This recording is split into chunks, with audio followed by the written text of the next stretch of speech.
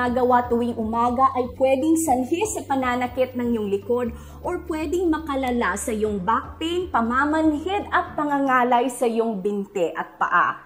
Sadly, ito talaga ang ginagawa ng karamihan dahil hindi nila alam na hindi pala ito maganda para sa iyong spine. Kaya naman sa video ito, ibabahagi ko sa iyo ang #1 morning mistake for back pain and sciatica. At sa halip, ano ang kailangan mong gawin? Samahan mo ako hanggang sa dulo ng video dahil sasagutin ko din ang katanungan ng ating subscribers if pwede pa bang magtrabaho if ikaw ay na-diagnose ng low back pain at sciatica. Magandang araw po, Doc Sherry po, Doctor of Physical Therapy, nagtuturo sa inyo ng practical health tips at home exercise programs na tiyak na makaka-benefit sa iyo.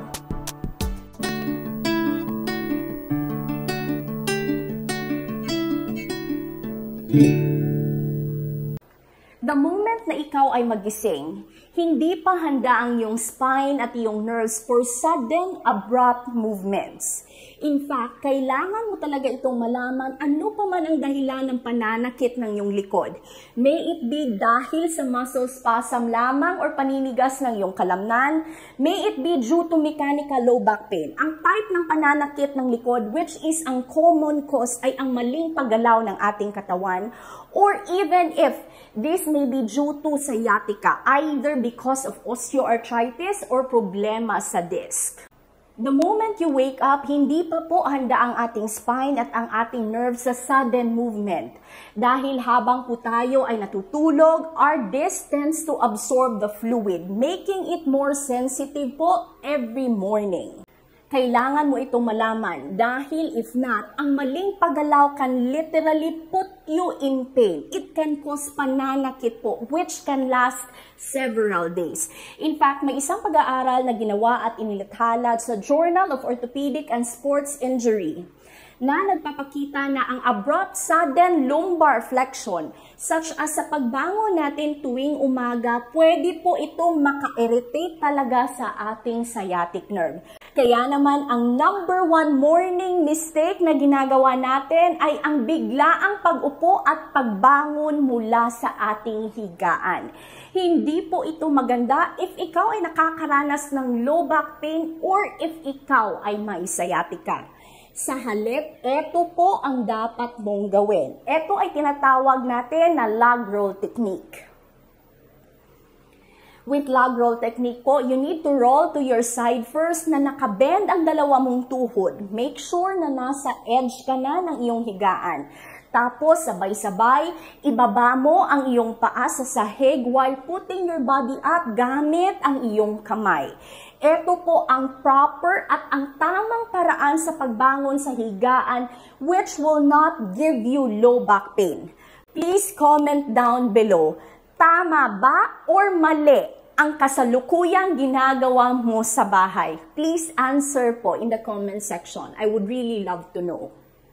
Again, ito po ang maling paraan sa pagbangon mula sa iyong higaan. At ito naman ang tamang paraan sa pagbangon which will not give you low back pain at hindi makalala ng iyong sciatica symptoms.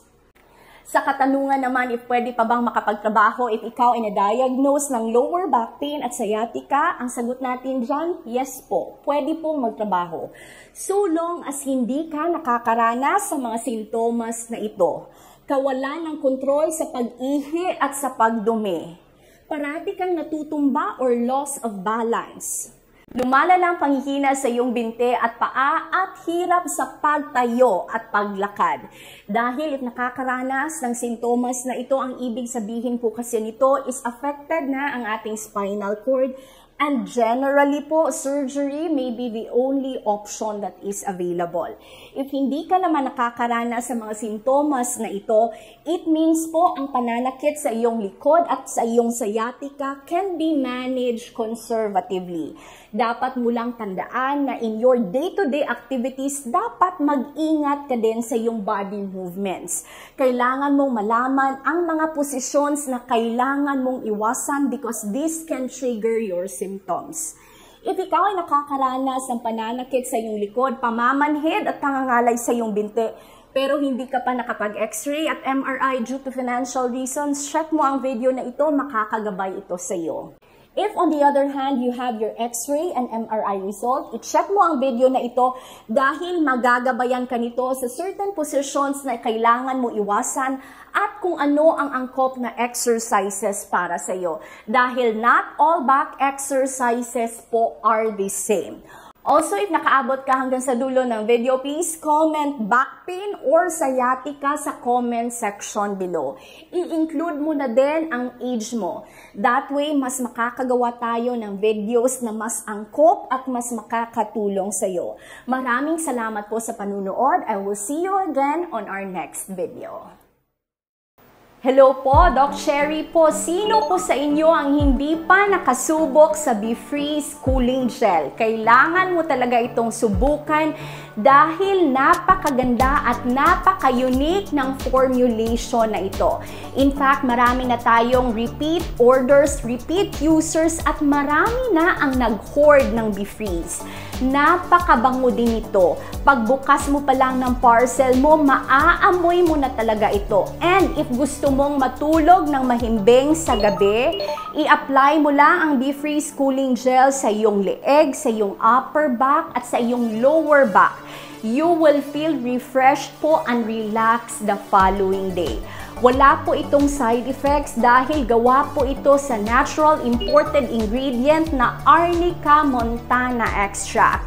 If hindi mo pa ito na-check, I will put it in the link below para ma-check mo. At careful din dahil may kumakalat na fake BeFreeze. Ang original at legit na BeFreeze, pwede mo lang mabibili sa ating official store dahil ako po talaga ang nag-formulate nito.